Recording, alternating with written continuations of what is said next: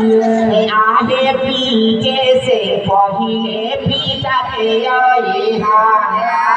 पीछे से पहले पिता के आगे चारा चाके हाल गोरो भैया जानी हाल आगे चारा चाके हाल गोरो भैया जानी है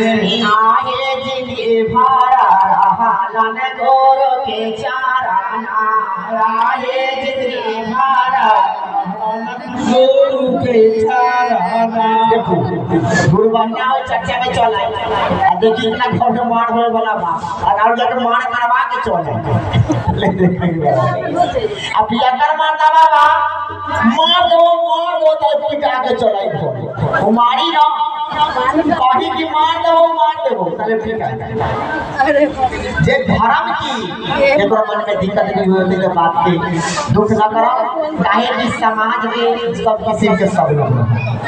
हर हर हे महादेव गुरु हे महादेव हम तना जाने के कौन चीज के मानल बा या भाखल बा अब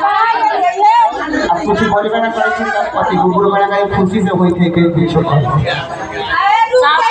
रुक जाओ ना अब ऐसा